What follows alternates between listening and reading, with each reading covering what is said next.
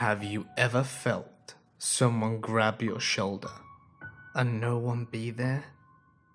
Have you ever heard a whisper in your ear when no one is around? Do you think you may have seen a ghost?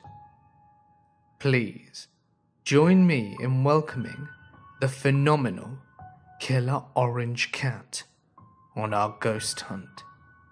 Please remember that there are 10 stories in total in this video, 5 on my channel and 5 on Killer Orange Cat's channel. So once you're done, please follow the link over to his channel to let the darkness take control. This may sound crazy, but here it goes. In college, my then boyfriend and I lived in an old house near campus. The house always kind of gave off a little bit of a creepy vibe, but nothing ominous. After living there for about a year, I started seeing things out of the corner of my eye. Things I couldn't explain, but would convince myself weren't there at all. One day, I was walking through the living room, and I could have sworn I saw a youngish guy with long hair, wearing jeans and a bandana, sitting on my couch. When I looked again, he was gone. Shortly thereafter, the boyfriend's things started getting messed with. He left a stack of magazines on the bed whilst he went for a shower, and when he came back, they were spread out all across the bed. Not like the stack had just fallen over, but arranged in a grid. Another time in the shower, the water turned suddenly cold. He reached down to turn on the hot water, only to find that the hot water was completely turned off. He started to feel creeped out, but I never got a bad feeling, despite the things I'd seen. I joked that we had a ghost, the bandana hippie guy I saw on the couch, and that he had a crush on me. One night, my boyfriend and I were cooking dinner together. He came up behind me at the stove and started kissing my neck. I joked, "Be careful. Jed," as in the ghost guy, "isn't going to like you doing that." He laughed and says out loud, "Sorry, Jed, you can't have her. She's mine." No sooner had the words left his mouth, there was a huge crash in the room next to us. We go to the living room shocked to inspect and find that the glass door to our entertainment center had been completely shattered. Pieces of glass were flung all over the room, as if the glass had been hit by something hard. After that, no more weird things happened, and no more creepy feelings nor odd occurrences. I truly wonder, did we break a ghost's heart?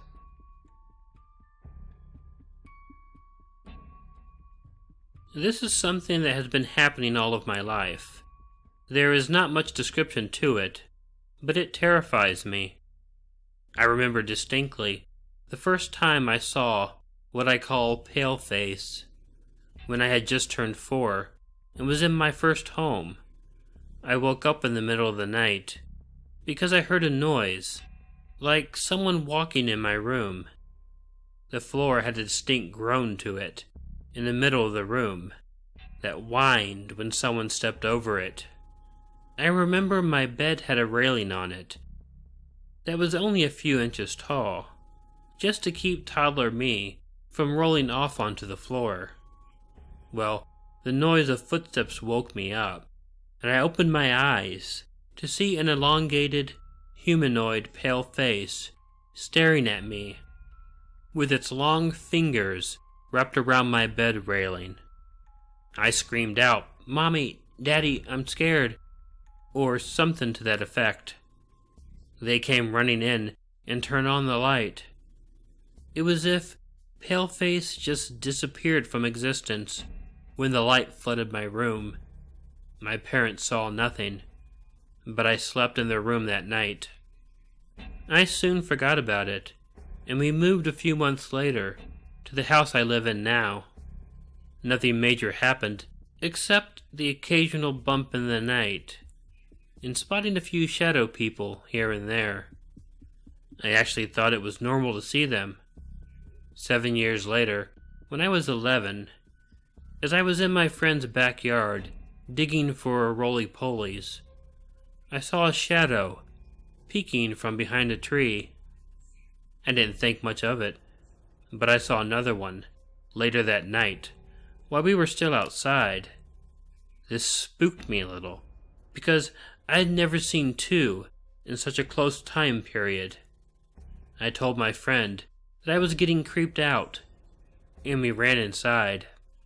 The type of running that you do when you feel like you're being watched after you turn off the lights in your house.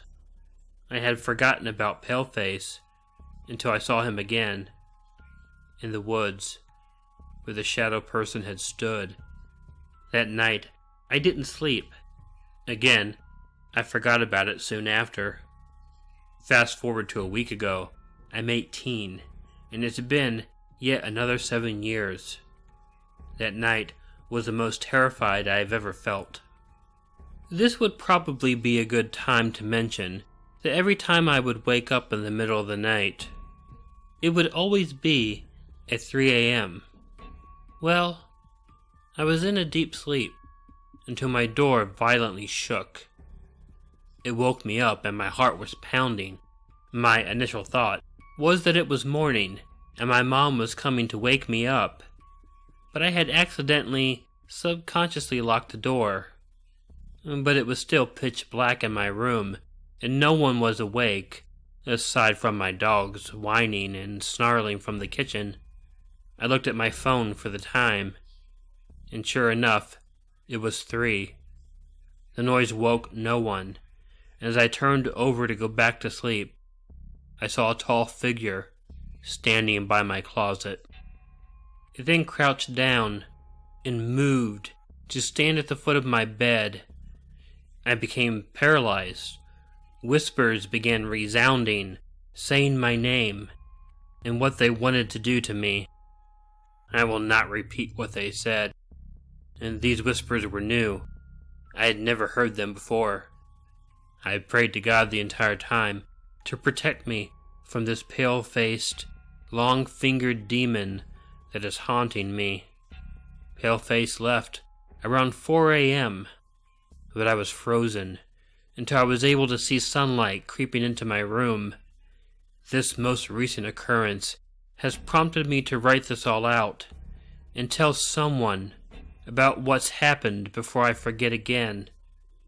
The morning after, I told my boyfriend about it. That night, his door shook, and he felt as if he was being watched. He never opened his eyes to see. I think it likes the attention and the fear. Hopefully, someday, I won't be scared anymore, and Paleface will leave, and I'll finally be set at ease. I just hope it doesn't attach to someone else. Here's a little background, so that I can explain my experience a little better. When I was younger, I had a great-grandmother that used to babysit my cousin and I. This woman was evil. She was so horrible to me. She used to tell me how fat I was, and when I got hurt, she would never comfort me. However, there was one cousin that my great-grandma absolutely loved. She never hid the fact that my cousin Jean was her favorite. I can remember when my great-grandmother passed, I never cried once. My cousin Jean, on the other hand, was a mess. 20 years in the future, I headed up to visit my cousin Jean. I arrived at her apartment and unpacked my things in her room. I looked at the photos on her dresser, and there was a picture of my great-grandmother.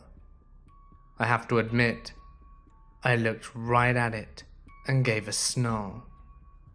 After all those years, I still have bad feelings towards this woman. My stay was awesome, and the last night there, I got up from my sleep to use the bathroom. All the lights were off, except for a couple of night lights lighting the way to the bathroom. When I got to the bathroom, I didn't want to turn on the light, in fear of waking up my cousin. As I'm sitting on the toilet finishing up, I had the sense that there was something in the hallway watching me. I didn't see it, but in my mind's eye, I could see this creature hunched over on all fours.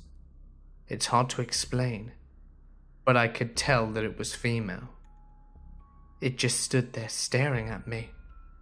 I had a sense of total fear.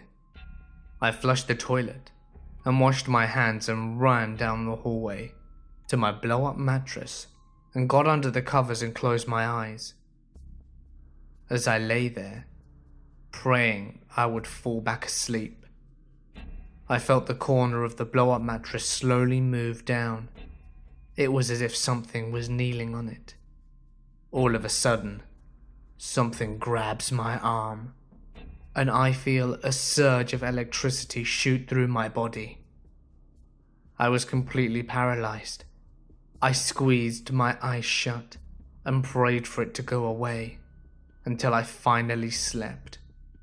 I woke up super early that morning and decided to head home.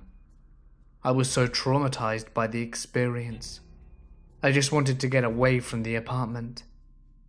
I finally got home and called my cousin to let her know that I'd made it safe, and asked her if she ever had any paranormal activity in the house. And she told me that she'd never experienced anything, that she's always felt quite at peace in her home. I feel in my heart it was my great-grandmother making a special guest appearance. It was payback for snarling at her picture. A year later, I went back to visit my cousin. She'd bought a new place, and my mother and I wanted to visit and stay there. My mother and I unpacked and got comfortable in the room. After I sat down, I was looking around the room, and I spot the same picture of my great-grandmother. Instinctively, I snarled at it. You know, you'd think I'd learned my lesson from the first time, but I really didn't like that woman. The snarl really came out of habit. The next day, my cousin, my mother and I go shopping. We were gone for half the day, arriving at my cousin's house. When we were all walking through the front door, my cousin was the first to enter, followed by my mother and then me. When I shut the door behind me, the couch pillow went flying off the couch. My mother turned to me wide-eyed, mouth open. I shook my head and actually laughed. I knew it was my great-grandmother, letting us know that she was still there, and she was still unimpressed. When I was 15 years old, I was a brat, and was trying to get clean from my serious binge on Molly. I didn't care much for school, but not to anger my mom, I went anyways. On a normal afternoon, skipping a class with my buddies, it was a stormy day, which is very normal for a small town in Washington state. Smoking my cigarette, looking around, I wasn't really paying attention to anything specific, when a moving white thing on the edge of the woods caught my full attention. It seemed to sway side to side, like someone who was sauntering through the woods, only being seen from the small breaks between the trees and brush.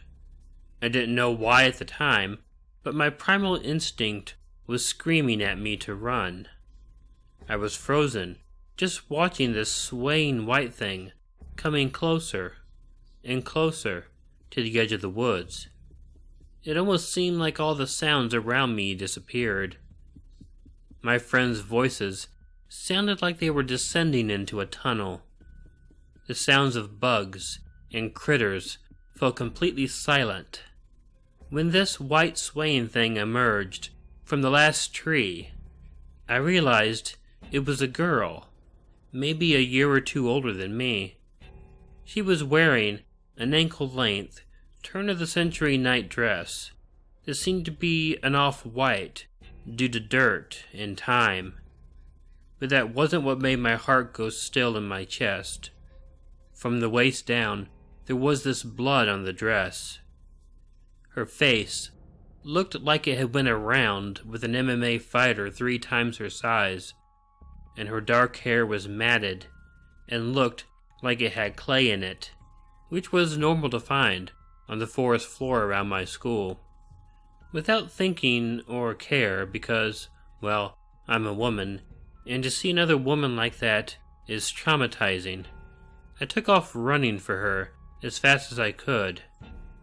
I got to her, grabbed her arm, trying to speak to her calmly, even though I felt like I was going to puke everywhere.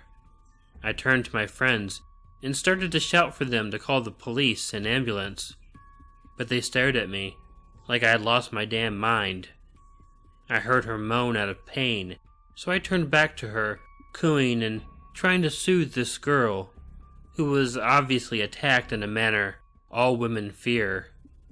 My screams at my friends turned from a calm demand to cussing and insults to their humanity and sanity.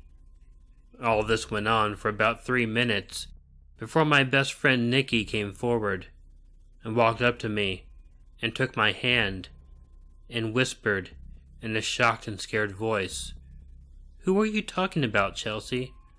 Are you high again?" At this point, I was 4 weeks clean, so I became pissed and let go of the girl and turned my anger on my friend. "How fucking dare you? She's standing right here." I turned to look at the girl, and no one was there. I froze completely still. I looked down to the ground, where I clearly saw blood pooling, and there was nothing. My friend touched my face and continued to ask questions about my sobriety, or if I was okay, and I couldn't answer. I touched this girl. I felt her sleeve. I felt the warmth of her skin. I didn't speak for the rest of the day, but since it is a small town, pretty much everyone in my school heard about it by the end of the day. I felt crazy and was in fear I was going to end up like my Aunt Francesca, who is a paranoid schizophrenic and sees things she was so sure were actually there. A few days later, one of the goth kids asked me to talk, and being a person that was open to make friends anywhere, I agreed. I followed him around the corner to talk to him about what happened. I answered all of his questions, and his eyes light up like this was the coolest thing ever. And I felt anger towards his excitement. He made me aware of a ghost story that involves our school woods. Apparently, a girl 18 years of age was secretly seeing a much older man. And one night he came to her window and called her out in the middle of the night. But because her friend was staying the night, she politely declined his call. The man became angry and dragged her out of the house and forced her into the woods. And the friend that was staying with her took off after them out of fear for her friend. She found them, and he was abusing and savagely beating her. He left her there, and her friend comforted her as she bled out on the forest floor. I personally have found no evidence for this. No police records, no newspapers, and no writing of any sort. But still, it leaves me wondering. This story occurred when I was very young, so I don't recall it happening, and only learnt of it when my mother brought it up a year or two back, as we were reminiscing of the past. My family and I come from Japan, and the paranormal encounter occurred back in our home there. In Japan, we have this tradition where after a person returns to a funeral, whoever stays behind at the house has to throw salt on that person before they can enter the house again. This tradition is believed to prevent the spirits of the one who has died from following you into your home. At the time, my great-grandfather had passed away, and my mother and I stayed behind at the house, whilst my father went to attend the funeral. I was at the age where I didn't really understand the concept of death at all, and I had no idea that I would never be able to see my great-grandfather again. However, upon my father's return, I went to go open the door for him and said, "Mama, Papa, look, Grandpa's back." This brought a puzzled expression upon both my mother and my father, and they brushed it off for a second, until they realized that I was talking to air, as if I was speaking to my great-grandfather. It wasn't anything particularly menacing, but it was quite creepy. Just typical things about my day, which toys I'd played with, what I ate, and so forth. But in a manner as though I were responding to questions, and someone was asking them. After a few more moments of this, my parents snapped out of the shock, threw salt at both the door and my father, and proceeded to take me upstairs. Honestly, I feel a bit bitter that out of all my childhood memories in Japan, this is the one I can't recall. I hope you passed on well to the other side, great-grandfather. Hey guys, it's Mort here, and thank you so much for listening. I would like to give a huge thank you to my good friend, Killer Orange Cat.